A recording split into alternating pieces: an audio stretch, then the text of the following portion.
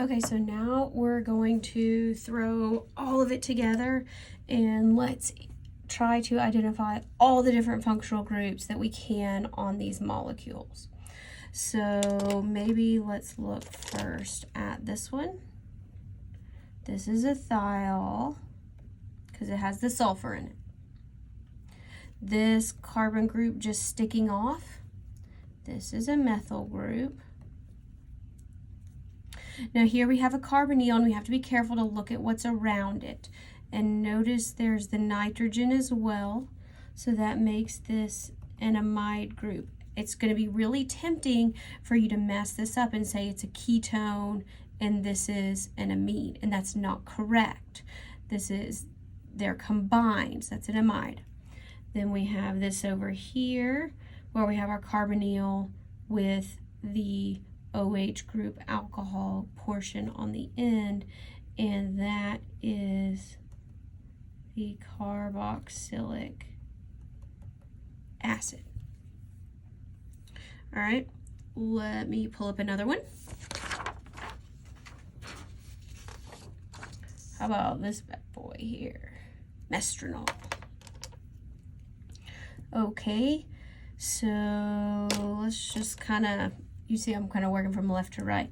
This right here, this is an oxygen in the middle of a chain. So that makes it an ether.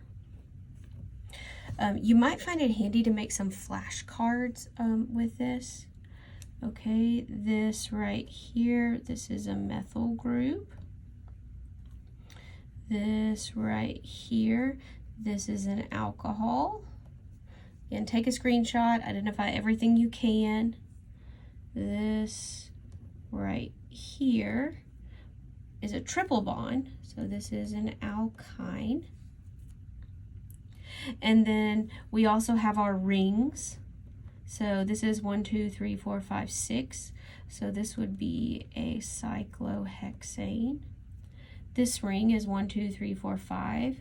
This is a cyclopentane. 1, 2, 3, 4, 5, 6. This is another cyclohexane. That's an aromatic, which we haven't talked about. Okay, let's go down here. Shikimic acid, that's a fun one. Okay, hopefully you're looking at all of these alcohols right there. This carbon double bond, this is an alkene. And then we have this portion over here, that's our carbonyl with the hydroxide group, or double bond O, single bond OH. You may have heard me say previously in Gen Chem. So this is our carboxylic acid. Let's pull up another one.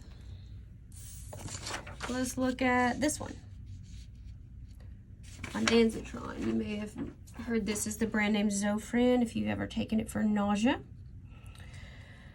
All right, let's look here. This is a nitrogen. There's a lone pair.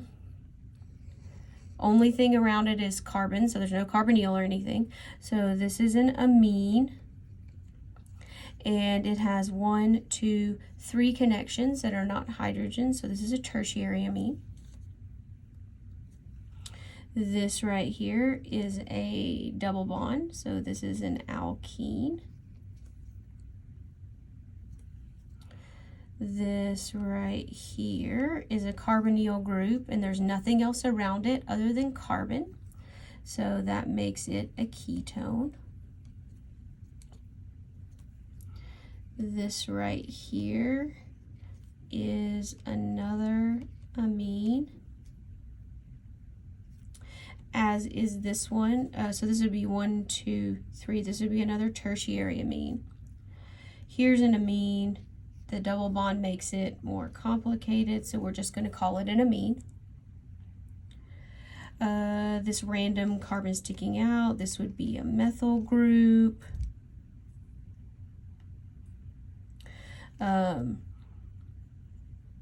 This is a 6-membered ring, but there's a double bond in it, so that makes it a little more complicated. So At least you can identify that it's a 6-membered ring. Well, let's look at this next one. Acetobutylol. Okay, working from left to right here. First thing we get is our carbonyl. Notice there's a nitrogen right next to it. So that makes it an amide. I know amine and amide are different by one letter, but they are very, very different.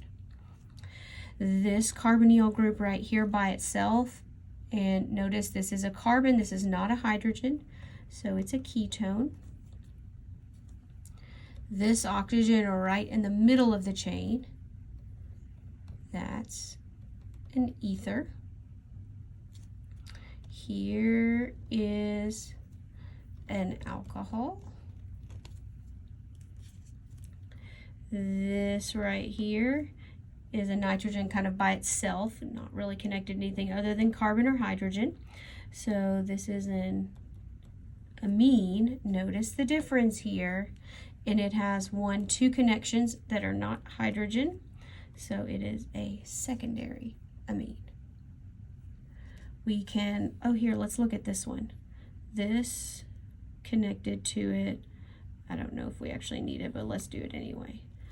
1, 2, 3 carbons. It's very symmetric and very pretty. So this would be an isopropyl group, just to be